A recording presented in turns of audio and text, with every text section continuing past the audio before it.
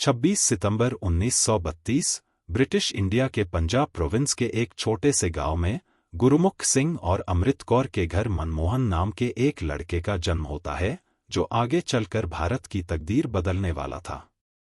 कवि लालटेन की रोशनी में पढ़ाई करने वाले मनमोहन सिंह ने कड़ी मेहनत और अटूट लगन से शिक्षा के शिखर को छूते हुए अपनी नॉलेज और योग्यता के बल पर कुछ ही समय में प्रोफेसर से लेकर आरबीआई के गवर्नर के पद तक का सफर तय कर लिया। लेकिन यह तो बस उनके सफर की शुरुआत थी। अभी तो उन्हें ऐसे कारनामे करने थे जो भारत की दशा और दिशा दोनों को बदल देने वाले थे। जब 1990 का दशक शुरू हुआ, तब भारत अपने सबसे बड़े इकोनॉमिक क्राइसिस से जूझ रहा था। फॉरेन रिजर्व्स लगभग खाली थे और भारत के पास केवल 3 हफ्ते का इंपोर्ट करने का पैसा बचा था। भारत सर से लेकर पांव तक कर्ज में डूबा हुआ था। लेकिन अभी भारत को और भी कर्ज की जरूरत थी, जो उसे देने के लिए कोई तैयार नहीं था। देश का सोना तक गिरवी रख दिया गया, लेकिन परेशानी जस की तस बनी रही। देश की चरमराती अर्थव्यवस्था के बीच राजनीतिक उथल-पुथल भी चरम पर थी। 1 साल के अंदर 3 प्रधानमंत्री बदले जा चुके थे और ऐसे में राजीव गांधी की हत्या के बाद भारत में इकोनॉमिक क्राइसिस के साथ साथ पॉलिटिकल क्राइसिस भी शुरू हो गए। इस संकट की घड़ी के बीच पीवी नरसिम्हा राव की सरकार बनती है और देश की डूबती इकोनॉमी को बचाने का काम डॉक्टर मनमोहन सिंह को सौंपा जाता है। Doctor Manmohan Singh finance minister बनते ही ऐसे इकोनॉमिक रिफॉर्म्स लाते हैं जो लिबरलाइजेशन, प्राइवेटाइजेशन और ग्लोबलाइजेशन के जरिए भारत की तस्वीर बदलकर रख देते हैं। मनमोहन सिंह ने अपनी शानदार रणनीति से न केवल देश की इकोनॉमी को दलदल से निकाला, बल्कि उनके इकोनॉमिक रिफॉर्म्स के बलबूते पर ही कभी बैंकरप्ट होने वाला भारत आज वर्ल्ड की 5th लार्जेस्ट इकोनॉमी है। तो आइए जानते हैं कि आखिर यह करिश्मा हुआ कैसे। आखिर डॉक्टर मनमोहन सिंह ने फाइनेंस मिनिस्टर से लेकर प्राइम मिनिस्टर के पद पर होते हुए देश को कौन से ऐसे योगदान दिए जिन्हें कोई भी भारतीय कभी नहीं भुला सकेगा। उनकी शख्सियत में आखिर ऐसा क्या खास था कि 26 दिसंबर 2024 को जब उन्होंने दुनिया को अलविदा कहा, तो सबके दिल से एक ही बात निकली, ज़माना कर ना सका उसके कद का अंदाज़ा, वह आसमान था मगर सिर झुकाकर चलता था। 1991, a year that changed India forever. The year when a silent economist, Dr. Manmohan Singh, stepped into the limelight. He not only witnessed but also shaped India's future.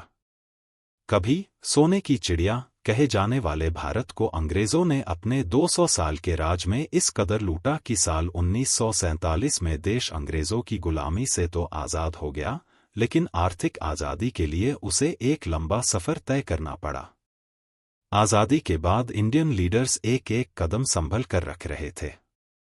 वे नहीं चाहते थे कि जिस तरह विदेश से आई ईस्ट इंडिया कंपनी ने व्यापार के बहाने देश को गुलाम बना दिया था, उसी तरह फिर से कोई विदेशी कंपनी देश की यह दशा कर दे। इसलिए फॉरेन इन्वेस्टमेंट्स को मेजरली अवॉइड किया जा रहा था। ऐसे में सरकार अलग अलग सेक्टर्स में इंडस्ट्रीज खोलकर देश की इकोनॉमी को पटरी पर लाने की कोशिश कर रही थी। इसी सिलसिले में मार्च 1950 में प्लानिंग कमीशन बना, जिससे देश में 5 ईयर प्लान्स की शुरुआत हुई। इन प्लान्स का फोकस इंडस्ट्रियल प्लानिंग में था, जैसे infrastructure development, large scale irrigation, agriculture और हेवी इंडस्ट्रीज को प्रमोट किया गया। तब भारत की इकोनॉमी में मेजरली गवर्नमेंट कंपनियों का ही कंट्रीब्यूशन था। Banks, financial institutions, rail roads, minerals, iron and steel industries, aircraft manufacturing, ship building और टेलीफोन एंड टेलीग्राफ इक्विपमेंट, इन लगभग हर क्षेत्र में गवर्नमेंट की मोनोपोली थी। साल 1956 में इंडस्ट्रियल पॉलिसी रिजोल्यूशन में बदलाव कर इसे और भी एक्सटेंड कर दिया गया। ऐसे में प्राइवेट कंपनियां बेहद कम थीं और केवल गिने चुने बिजनेसमैन और इंडस्ट्रियलिस्ट ही देश की अर्थव्यवस्था में कोई योगदान दे पा रहे थे। सरकार भी उस समय प्राइवेट प्लेयर्स को दबाने में लगी हुई थी। जहां केवल पब्लिक सेक्टर को ही इंपॉर्टेंस दी जा रही थी, वहीं कोई प्राइवेट कंपनी बहुत ज्यादा ग्रो न कर जाए, इसलिए स्ट्रिक्ट रूल्स एंड रेगुलेशंस से एंटरप्रेन्योर्स के लिए कंपनीज खोलना मुश्किल कर दिया गया था। किसी को भी कोई कंपनी खोलने के लिए लाइसेंस चाहिए होता था, जिसे पाना बेहद मुश्किल था। लाइसेंस पाने के क्रम में बहुत सारा पेपरवर्क और करप्शन शामिल होता था। इस सिस्टम को लाइसेंस राज के नाम से जाना जाता था, जिसमें हर छोटे से छोटे काम के लिए गवर्नमेंट से परमिशन लेनी पड़ती थी। किसी कंपनी को नया प्रोडक्ट बनाना हो या प्रोडक्शन कैपेसिटी बढ़ानी हो, सरकार से ही अनुमति लेनी पड़ती थी। बिना सरकार की इजाजत के ना तो कंपनी बंद की जा सकती थी और ना ही कर्मचारियों की संख्या को कम किया जा सकता था। यानी भारत की इस बंद अर्थव्यवस्था में गवर्नमेंट ही सब कुछ तय करती थी। उस समय इंपोर्ट्स पर भी कड़ी पाबंदियां थीं। जहां सरकार ने कुछ प्रोडक्ट्स पर पूरी तरह से रोक लगा दी थी, तो वहीं बाकी इंपोर्ट्स पर हाई टैरिफ लगाए गए थे। जैसे कि 1960 में कार्स पर 125% का इंपोर्ट टैरिफ था। सरकार की ऐसी सभी पॉलिसियों की वजह से इंडियन मार्केट में कंपटीशन कम हो गया और एफिशिएंसी भी घटने लगी। यह सिस्टम बिजनेस ग्रोथ और इनोवेशन में एक बड़ा रोड़ा डाल रहा था। ऐसे समय में पंजाब के अमृतसर में मनमोहन सिंह बड़े हो रहे थे, जो इस बात से अनजान, लगन से अपनी पढ़ाई में लगे हुए थे कि आगे चलकर वही देश की अर्थव्यवस्था को सही रास्ते पर लाकर देश को कामयाबी के नए मुकाम पर पहुंचाने वाले हैं। आज़ादी के समय जब देश का बंटवारा हुआ, तब मनमोहन सिंह का परिवार पाकिस्तान छोड़कर भारत आ गया था। बचपन में मां की मृत्यु के बाद दादा दादी ने उन्हें पाला।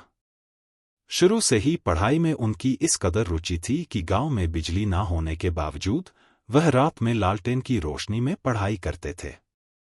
कम रोशनी में देर रात तक पढ़ाई करने की वजह से उनकी आंखों पर बुरा असर पड़ने लगा था। साल 1948 में जब उन्होंने मैट्रिक की, तो उनके पिता चाहते थे कि वह डॉक्टर बने। इसलिए प्री मेडिकल कोर्स में उनका दाखिला कराया गया। लेकिन नियति को कुछ और ही मंजूर था। मेडिकल में उनका मन नहीं लगा और कुछ महीनों बाद ही उन्होंने कोर्स छोड़ दिया। उनका मन इकोनॉमिक्स के सब्जेक्ट में लगता था। उनके अंदर हमेशा यह सवाल उठते थे कि कोई देश अमीर तो कोई देश गरीब क्यों है। खुद भी लोअर मिडिल क्लास फैमिली से होने की वजह से वह पैसों की अहमियत को समझते थे और उन्हें लगता था कि उनके इन सवालों के जवाब केवल इकोनॉमिक्स की पढ़ाई से ही मिल सकते हैं। इसलिए उन्होंने 1952 में पंजाब यूनिवर्सिटी से इकोनॉमिक्स में बैचलर्स और 1954 में मास्टर्स की पढ़ाई पूरी की। वह दोनों बार अपनी क्लास में फर्स्ट आए थे। पढ़ने में होनहार होने की वजह से पंजाब यूनिवर्सिटी की तरफ से उन्हें आगे की पढ़ाई के लिए स्कॉलरशिप मिलना शुरू हो गई। उनकी पढ़ाई की लगन 1957 में उन्हें पंजाब से ले गई, जहां की यूनिवर्सिटी ऑफ कैम्ब्रिज से उन्होंने इकोनॉमिक्स में फर्स्ट क्लास ऑनर्स डिग्री हासिल की। वहां वो निकोलस कैल्डर, जॉन रॉबिन्सन और अमर्त्य सेन जैसे इकोनॉमिस्ट से काफी प्रभावित हुए। डिग्री के बाद वह भारत लौटे और पंजाब यूनिवर्सिटी में इकोनॉमिक्स के सीनियर लेक्चरर बन गए। इसी दौरान 1958 में गुरु शरण कौर से उनकी शादी हुई, जिनसे बाद में उनकी 3 बेटियां हुईं। इतनी पढ़ाई कर लेने और पंजाब यूनिवर्सिटी में इकोनॉमिक्स के लेक्चरर बन जाने के बाद भी मनमोहन सिंह आगे और स्टडी करना चाहते थे। वह इकोनॉमिक्स की हर एक बारीकी को जानकर इस फील्ड में महारत हासिल करना चाहते थे, जो आगे चलकर देश के बहुत काम आने वाली थी। इसके लिए वह 1960 में ऑक्सफोर्ड यूनिवर्सिटी गए, जहां के न्यू फील्ड कॉलेज से 1962 में उन्होंने इकोनॉमिक्स में डी.फिल की डिग्री हासिल की। ऑक्सफोर्ड में पढ़ाई के दौरान उन्हें इकोनॉमिक पॉलिसीज और थ्योरी को इंटरनेशनल पर्सपेक्टिव से समझने का मौका मिला। इसके बाद वह वापस भारत लौटे और पहले पंजाब यूनिवर्सिटी और फिर दिल्ली स्कूल ऑफ इकोनॉमिक्स में प्रोफेसर बन गए। इस बीच उन्होंने एक book India's export trends and prospects of self sustained growth लिखी, जो 1964 में क्लेरेंडन प्रेस से पब्लिश हुई। इस बुक की रिसर्च ने इकोनॉमिक पॉलिसी में उनकी एक्सपर्टीज को साबित कर उन्हें एक थॉट लीडर के रूप में पहचान दिला दी थी। उनकी अकादमिक ब्रिलियंस और रिसर्च ने उन्हें एक महान इकोनॉमिस्ट बनने का रास्ता दिखाया और उनके करियर की मजबूत नींव रखते हुए उन्हें United Nations conference on trade and development (UNCTAD) का हिस्सा बना दिया। 1966 से 1969 तक UNCTAD के लिए काम करने के बाद डॉक्टर मनमोहन सिंह वापस भारत लौटे और 1971 में उन्होंने भारत सरकार के साथ अपने सफर की शुरुआत करते हुए देश को अपनी सेवाएं देना शुरू कर दी। उन्हें पहले भारत सरकार के मिनिस्ट्री ऑफ कॉमर्स में इकोनॉमिक एडवाइजर के रूप में नियुक्त किया गया और फिर 1972 में मिनिस्ट्री ऑफ फाइनेंस में चीफ इकोनॉमिक एडवाइजर बना दिया गया। सरकार का हिस्सा बनने के बाद उनका दिमाग पूरी तरह से भारतीय अर्थव्यवस्था को सुधारने में लगा था। उनका तरीका था कि समस्याओं का समाधान ढूंढा जाए और जो गलत हो उसे सही करने पर ध्यान दिया जाए। धीरे धीरे उनके काम ने उन्हें और भी कई इंपॉर्टेंट पोजीशंस तक पहुंचाया। वह 1976 में फाइनेंस मिनिस्ट्री में सेक्रेटरी, 1980 में प्लानिंग कमीशन के मेंबर और 1982 में reserve bank of India (RBI) के गवर्नर बने। डॉक्टर मनमोहन सिंह देश के 15वें RBI गवर्नर थे, जिन्होंने लगभग 2.5 साल के अपने कार्यकाल में बैंकिंग सेक्टर को लेकर कई लीगल रिफॉर्म्स लागू किए। उन्होंने RBI एक्ट में एक नया चैप्टर जोड़ा और अर्बन कोऑपरेटिव बैंक्स की देखरेख के लिए अर्बन बैंक्स डिपार्टमेंट की इस्टेब्लिशमेंट में मदद की। उन्होंने मॉडर्न मॉनेटरी पॉलिसी की फाउंडेशन रखी, जो हाई ग्रोथ के साथ साथ कंसिस्टेंट भी हो सके। ग्रामीण विकास को बढ़ावा देने के लिए भी उन्होंने कोशिश की कि जिन इलाकों में पहले लोन या पैसा नहीं पहुंच रहा था, वहां से पहुंचाकर हर वर्ग को आगे बढ़ाने का मौका दिया जाए। जनवरी 1985 में उनका RBI का कार्यकाल खत्म होने के बाद उन्होंने प्लानिंग कमीशन में डेप्यूटी चेयरमैन का पद संभाला। वह इस पोजीशन पर 1987 तक रहे और इसी साल उन्हें उनके योगदान के लिए देश के second highest civilian award, Padma Vibhushan, से सम्मानित किया गया। इस बीच भारत धीरे धीरे इकोनॉमिक क्राइसिस की तरफ बढ़ता जा रहा था। आज़ादी के बाद से भारत जिस माइंडसेट और जिन पॉलिसीज के साथ चल रहा था, उनके नेगेटिव इम्पैक्ट अब धीरे धीरे नजर आने लगे थे। इसकी शुरुआत 1970 के वक्त से ही हो गई थी और तब से ही भारत सरकार ने बड़े इकोनॉमिक चैलेंजेस को फेस करना शुरू कर दिया था। इकोनॉमी रुकावट का सामना कर रही थी, जिसमें लो ग्रोथ रेट्स, राइजिंग इन्फ्लेशन और बैलेंस ऑफ पेमेंट्स की प्रॉब्लम शामिल थी। लाइसेंस राज, ब्यूरोक्रेटिक हर्डल्स और पावर शॉर्टेजेस की वजह से इंडस्ट्रियल ग्रोथ स्लो हो गई थी। पब्लिक सेक्टर इनएफिशिएंसी और लॉसेस से जूझ रहा था। वहीं ग्रीन रेवोल्यूशन ने एग्रीकल्चर को बूस्ट तो दिया था, लेकिन सॉइल फर्टिलिटी, वाटर स्कार्सिटी और प्राइस फ्लक्चुएशन की वजह से नई समस्याएं खड़ी होने लगीं। पॉपुलेशन ग्रोथ भी एक बड़ी चुनौती थी। तेजी से बढ़ती जनसंख्या ने रिसोर्सेस और इंफ्रास्ट्रक्चर पर भारी दबाव डाला, जिससे विकास में रुकावट आने लगी। ये सारी समस्याएं एक साथ मिलकर भारतीय अर्थव्यवस्था को मुश्किल में डाल रही थी। शुरुआत से भारत अपनी इकोनॉमी के इन्वेस्टमेंट्स के लिए डोमेस्टिक सेविंग्स का इस्तेमाल कर रहा था, लेकिन मिड 1980 तक ये सेविंग्स पहले से ही हाई लेवल्स पर पहुंच चुकी थीं, जिससे प्राइवेट सेविंग्स को और ज्यादा बढ़ाना मुश्किल था। इस समस्या को हल करने के लिए भारत ने फॉरेन बोरोइंग, यानी दूसरे देशों और इंटरनेशनल ऑर्गेनाइजेशन से कर्ज लेना शुरू किया। शुरुआत में यह स्ट्रेटेजी कामयाब रही, लेकिन फॉरेन बोरोइंग के साथ समस्या यह थी कि जितना ज्यादा कर्ज लिया जाता, इंटरेस्ट की वजह से उसे चुकाने का बोझ उतना ही बढ़ता जाता। जैसे जैसे ये बोझ बढ़ता गया, हालात ऐसे हो गए कि भारत के पास इंपोर्ट्स का पेमेंट करने या लोन चुकाने के लिए फॉरेन रिजर्व्स ना के बराबर रह गए। इसी सिचुएशन को बैलेंस ऑफ पेमेंट्स क्राइसिस कहते हैं। भारत के पास दिसंबर 1989 में 5,277 करोड़ के फॉरेन एक्सचेंज थे, लेकिन दिसंबर 1990 तक ये घटकर 2,152 करोड़ रह गए। साफ था कि भारत के पास विदेशी मुद्रा की कमी थी और इंपोर्ट्स को पूरा करने के लिए भी देश उधारी ले रहा था, जो उसे आसानी से देने के लिए कोई भी तैयार नहीं था। उसी दौरान ग्लोबल टेंशन्स ने भारत के इस इकोनॉमिक क्राइसिस की आग में घी डालने का काम किया। भारत और सोवियत यूनियन के बीच ट्रेड पहले इंडियन करेंसी में होता था, लेकिन जब 1990 से 1991 के दौरान सोवियत यूनियन का क्लैप्स होने लगा, तो भारत के ट्रेड पर काफी बुरा असर पड़ा। इसी दौरान दूसरी ग्लोबल अनसर्टेनिटी वॉर की थी, जिसकी वजह से ऑयल के प्राइसेस आसमान छूने लगे।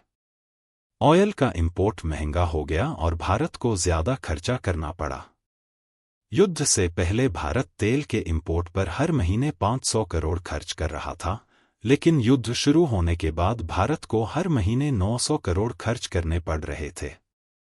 भारत के बड़े ट्रेडिंग पार्टनर्स जैसे कि यूएसए की इकोनॉमी में आई मंदी ने भी भारत के एक्सपोर्ट्स पर असर डाला, जिससे भारत की स्थिति और बिगड़ गई। जहां देश इकोनॉमिक क्राइसिस से जूझ रहा था, तो वहीं राजनीतिक उथल-पुथल भी अपने चरम पर थी। दिसंबर 1989 से जून 1991 तक इस 1.5 साल के दौरान 4 प्रधानमंत्री बदले जा चुके थे। दिसंबर 1989 में राजीव गांधी के बाद वीपी सिंह की सरकार बनी थी, जो पूरे 1 साल भी नहीं टिक सकी।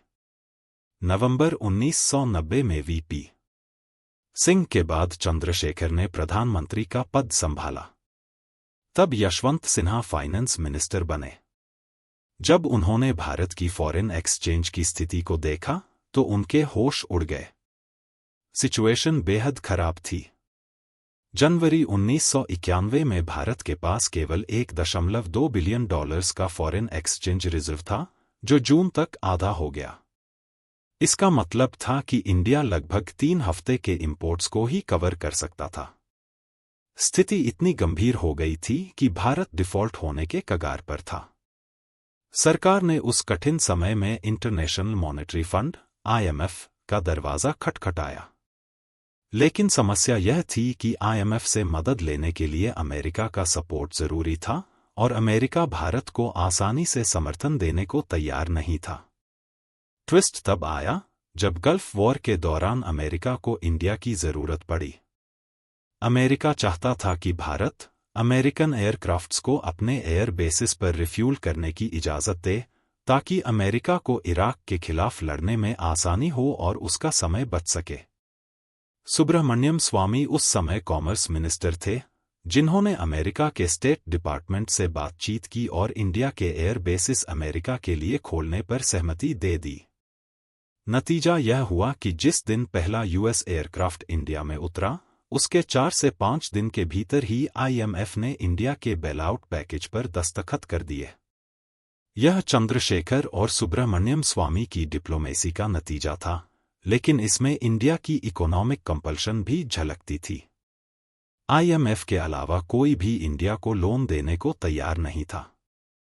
IMF ने लोन के बदले 25 कड़ी शर्तें रखी थीं, जिनमें इंडियन इकोनॉमी का लिबरलाइजेशन और गवर्नमेंट कंपनीज का डिसइन्वेस्टमेंट शामिल था। लेकिन इसी बीच मार्च 1991 में चंद्रशेखर की सरकार पार्लियामेंट में बजट तक पास नहीं कर सकी और कांग्रेस के समर्थन वापस लेने से उनकी सरकार गिर गई। इस तरह बार बार गवर्नमेंट के गिरने से क्रेडिट रेटिंग एजेंसियों ने इंडिया की सॉवरेन रेटिंग डाउनग्रेड कर दी, जिससे देश के लिए फंड्स जुटाना और भी मुश्किल हो गया। इस क्राइसिस ने साफ दिखा दिया था कि सिर्फ फॉरेन बोरोइंग पर निर्भर रहकर इकोनॉमी को लंबे समय तक सस्टेन करना पॉसिबल नहीं है। लेकिन इस सच के बावजूद अभी इकोनॉमी को बचाने के लिए देश को पैसे की जरूरत थी। इसलिए पेमेंट्स में डिफॉल्ट से बचने के लिए गोल्ड को गिरवी रखने का फैसला लिया गया। इलेक्शन कैंपेन के दौरान फाइनेंस मिनिस्टर यशवंत सिन्हा ने स्विट्जरलैंड में गोल्ड गिरवी रखने की फाइल पर साइन किए और मई 1991 के आखिर तक 20 टन गोल्ड गिरवी रखकर $200 मिलियन जुटाए गए। यह कदम काफी चुपके से उठाया गया था, लेकिन इससे भी देश को कुछ खास इकोनॉमिक राहत नहीं मिल सकी। इसी बीच 21 मई 1991 देश के लिए काला दिन बनकर आया। इस दिन तमिलनाडु में एक इलेक्शन कैंपेन के दौरान राजीव गांधी की हत्या हो गई, जिसने देश को झकझोर कर रख दिया। देश अब इकोनॉमिक क्राइसिस के साथ साथ पॉलिटिकल क्राइसिस का भी सामना कर रहा था। जब देश में सरकार ही स्थिर नहीं थी तो भला इकोनॉमी को कैसे संभाला जाता। पॉलिटिकल इंस्टेबिलिटी और अनसर्टेनिटीज ने इन्वेस्टर्स का भरोसा और भी कम कर दिया और इन्वेस्टमेंट व इकोनॉमिक एक्टिविटी काफी कम हो गई। ऐसे में जब देश को अपनी इकोनॉमी पर ध्यान देना चाहिए था, तब देश का फोकस जनरल इलेक्शंस पर था। इलेक्शंस हुए और कांग्रेस की गठबंधन सरकार बनी। पीवी नरसिम्हा राव, जिन्हें इलेक्शन लड़ने के लिए टिकट तक नहीं दिया गया था, सभी को हैरान करते हुए देश के अगले प्रधानमंत्री बना दिए गए। पीएम बनने का नरसिम्हा राव ने सेलिब्रेशन नहीं किया, बल्कि पीएम पद की शपथ लेने से 2 दिन पहले ही उन्होंने अपने कैबिनेट सेक्रेटरी नरेश चंद्र को बुलाकर पूछा कि क्या देश की हालत इतनी खराब है। कैबिनेट सेक्रेटरी ने जवाब दिया, नहीं सर, देश की हालत उससे भी ज्यादा खराब है। नरसिम्हा राव, जो खुद मानते थे कि उन्हें इकोनॉमिक्स की खास समझ नहीं है, उन्होंने न केवल इस इकोनॉमिक क्राइसिस की गंभीरता को समझा, बल्कि देश को इस दलदल से निकालने की ठान ली। उन्हें इस मुश्किल काम के लिए एक ऐसा फाइनेंस मिनिस्टर चाहिए था जिसकी क्रेडिबिलिटी इतनी हो कि वह न केवल देश में आलोचकों को बल्कि विदेश में संदेह करने वालों को भी भरोसा दिला सके। ऐसा केवल एक ही नाम था और वो था डॉक्टर मनमोहन सिंह का, जो तब तक एक ऐसे इकोनॉमिस्ट का दर्जा हासिल कर चुके थे जिनकी ईमानदारी पर कोई सवाल नहीं उठा सकता था। मनमोहन सिंह, जिन्होंने प्लानिंग कमीशन के डेप्यूटी चेयरमैन बनने के बाद चंद्रशेखर के टेन्योर में उनके इकोनॉमिक एडवाइजर और फिर यूनिवर्सिटी ग्रांट्स कमीशन (यूजीसी) के चेयरमैन का पद संभाला था, उन्हें पीवी नरसिम्हा राव ने फाइनेंस मिनिस्टर बनाते हुए देश को इस इकोनॉमिक क्राइसिस से निकालने की जिम्मेदारी सौंप दी। इसके लिए मनमोहन सिंह अपना सारा एक्सपीरियंस झोंक देना चाहते थे। उन्हें पता था कि देश को इस क्राइसिस से निकालने के लिए कुछ बड़े और कठोर स्टेप्स लेने की जरूरत है। आईएमएफ की जो शर्तें थीं, उनका भी ध्यान रखना था। इसको लेकर सबसे पहले मनमोहन सिंह ने इंडियन करेंसी को डिवैल्यू करने का कदम उठाया। रुपए की वैल्यू गिराना जरूरी था, लेकिन जब यह बात आई तो नरसिम्हा राव घबरा गए। उन्होंने 1966 में इंदिरा गांधी के समय हुए डिवैल्यूएशन को पॉलिटिकल और इकोनॉमिक डिजास्टर के रूप में देखा था, लेकिन उन्हें अंदाजा नहीं था कि 25 साल बाद वही फैसला उन्हें खुद लेना पड़ेगा। हालांकि दोनों डिवैल्यूएशन का मकसद अलग अलग था। 1966 का डिवैल्यूएशन एक फाइनेंशियल क्राइसिस से बचने के लिए था, जबकि इस बार का डिवैल्यूएशन एक बड़े गेम प्लान का हिस्सा था। यह केवल आर्थिक संकट से उभरने के लिए नहीं, बल्कि इकोनॉमी को ओपन करने और फ्यूचर ग्रोथ की नींव रखने के लिए स्ट्रैटेजिकली काफी इंपॉर्टेंट था। लेकिन फिर भी नरसिम्हा राव कशमकश की स्थिति में थे, जिन्हें बाद में मनमोहन सिंह ने किसी तरह इसके लिए राजी कर लिया। 1 जुलाई 1991 को रुपए का पहली बार लगभग 9% डिवैल्यूएशन हुआ। इसके बाद 3 जुलाई को फिर से करीब 11% का डिवैल्यूएशन किया जाना था। नए प्रधानमंत्री की नींद उड़ा रखी थी। अगर रुपया 1-2% भी गिर जाए तो आज सड़कों पर हंगामा मच जाता है, जबकि तब यह 3 दिन के अंदर अंदर डॉलर के मुकाबले करीब 20% तक गिरने वाला था। 3 जुलाई की सुबह सुबह ही राव ने मनमोहन सिंह को कॉल कर 11% के डिवैल्यूएशन को रोक देने को कहा, लेकिन तब तक काफी देर हो चुकी थी और डिवैल्यूएशन हो चुका था। विपक्ष के बवाल की वजह से मनमोहन सिंह नरसिम्हा राव की स्थिति को समझते थे, इसलिए उन्होंने इस डिवैल्यूएशन की सारी जिम्मेदारी लेते हुए रिजाइन करने की पेशकश कर दी। लेकिन नरसिम्हा राव उनके पीछे चट्टान की तरह खड़े रहे। उन्होंने उन्हें भरपूर सपोर्ट दिया और देश की स्थिति को सुधारने के लिए हर जरूरी कदम उठाने के लिए उनका हौसला बढ़ाया। हालांकि उस दौरान उन्होंने एक बार मजाकी अंदाज में मनमोहन सिंह से कहा था कि अगर ये सभी स्टेप्स कामयाब रहे तो क्रेडिट हम मिलकर लेंगे, लेकिन अगर कुछ गड़बड़ हुई तो इसके जिम्मेदार आप होंगे। मनमोहन सिंह को यह मंजूर था क्योंकि उन्हें नए रिफॉर्म्स पर पूरा भरोसा था, इसलिए वो डटकर काम में लगे रहे। अब वो कुछ फंड्स की तलाश में थे ताकि देश की रुकी अर्थव्यवस्था को थोड़ा सहारा मिल सके। इसके लिए एक बार फिर देश का सोना गिरवी रखा गया। इस बार भारत ने 67 टन सोना गिरवी रखकर IMF से $2.2 बिलियन का इमरजेंसी लोन लिया। भारत ने 47 टन सोना इंग्लैंड के बैंक और 20 टन स्विट्जरलैंड के बैंक में भेजा। इससे कुछ मदद मिली। और इसके बाद 24 जुलाई 1991 का दिन आया। इस दिन को अगर भारत की आर्थिक आज़ादी का दिन कहा जाए तो कुछ गलत नहीं होगा। इस दिन डॉक्टर मनमोहन सिंह ने पार्लियामेंट में एक क्रांतिकारी बजट पेश करते हुए कहा, "no power on earth can stop an idea whose time has come." उन्होंने बजट पेश कर आर्थिक सुधारों के लिए नई पॉलिसीज को इंट्रोड्यूस किया, जिन्हें न्यू इकोनॉमिक पॉलिसी NEP कहा गया। इस पॉलिसी ने भारत में एक नई, खुली हुई अर्थव्यवस्था की नींव रखी। न्यू इकोनॉमिक पॉलिसी NEP के तहत भारत ने कुछ बड़े बदलाव किए, जिनके सबसे हाइलाइटेड पॉइंट्स थे लिबरलाइजेशन, प्राइवेटाइजेशन और ग्लोबलाइजेशन, जिन्हें एक साथ LPG के नाम से जाना गया।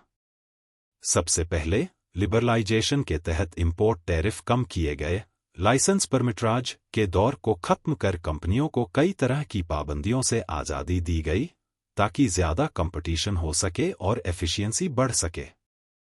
फिर प्राइवेटाइजेशन में पब्लिक सेक्टर की कंपनियों में सरकार की हिस्सेदारी कम की गई और प्राइवेट सेक्टर को बढ़ावा दिया गया।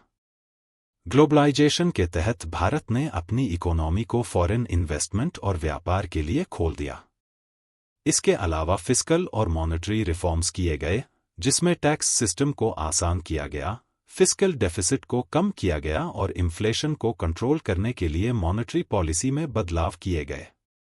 इन सभी बदलावों का उद्देश्य भारत में बिजनेस फ्रेंडली एनवायरनमेंट बनाना, फॉरेन इन्वेस्टमेंट्स को आकर्षित करना और एक्सपोर्ट्स को बढ़ाना था। लेकिन इतने बड़े बदलावों को लेकर सरकार को काफी आलोचनाओं का भी सामना करना पड़ा। विपक्ष ने उन्हें जमकर घेरा और यह तक कहा गया कि सरकार देश को बेचने पर तुली हुई है। लेकिन अगर भविष्य देखने की किसी में क्षमता होती, तो वह जान पाता कि यह बजट भारत की इकोनॉमी के लिए गेम चेंजर साबित होने वाला था। सरकार ने इकोनॉमी को कंट्रोल करने के पुराने तरीके छोड़कर मार्केट पर भरोसा करते हुए इकोनॉमी को चारों तरफ से खोल दिया था। इन रिफॉर्म्स की वजह से भारत की ग्रोथ रेट में काफी बढ़ोतरी हुई और देश ने आने वाले सालों में 6 से 7% की GDP ग्रोथ रेट हासिल की। सबसे पहले सर्विसेज सेक्टर जैसे IT और BPO ने भारत को दुनिया में एक मुकाम दिलाया। इन दोनों क्षेत्रों ने बहुत सारा पैसा कमाया, जिससे देश की फॉरेन इनकम बढ़ी। इंडस्ट्रियल सेक्टर भी तेजी से बढ़ा क्योंकि भारत में डोमेस्टिक और फॉरेन इन्वेस्टमेंट दोनों बढ़े। इसके चलते ऑटोमोबाइल, टेलीकॉम और कंज्यूमर गुड्स जैसे क्षेत्रों में बड़ा बदलाव आया और नए कारोबार शुरू हुए। सरकार ने इंफ्रास्ट्रक्चर में भी निवेश करते हुए इलेक्ट्रिसिटी, ट्रांसपोर्टेशन और टेलीकम्युनिकेशंस के फील्ड को भी मजबूत किया ताकि देश का विकास तेजी से हो सके। पहले डर था कि विदेशी कंपनियों के आने से भारतीय कंपनियां नाकाम हो जाएंगी या फिर विदेशी कंपनियों के लिए केवल लोकल सप्लायर बनकर रह जाएंगे।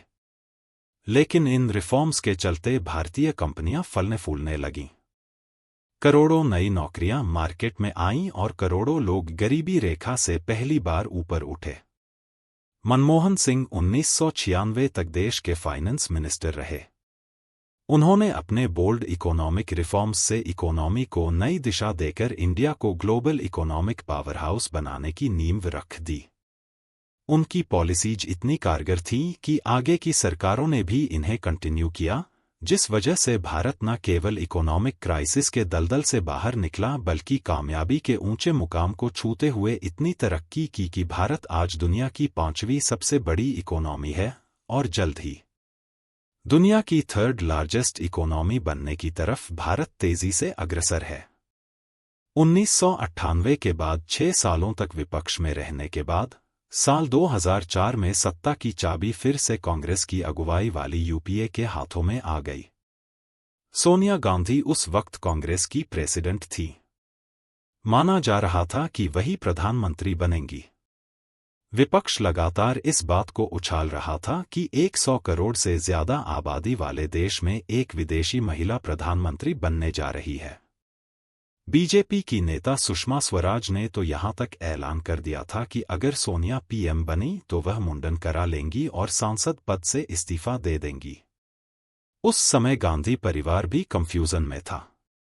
इस उलझन के बीच कांग्रेस सांसदों की बैठक हुई, जिसमें सोनिया गांधी ने सबको चौंकाते हुए डॉक्टर मनमोहन सिंह को प्रधानमंत्री के तौर पर नामित कर दिया।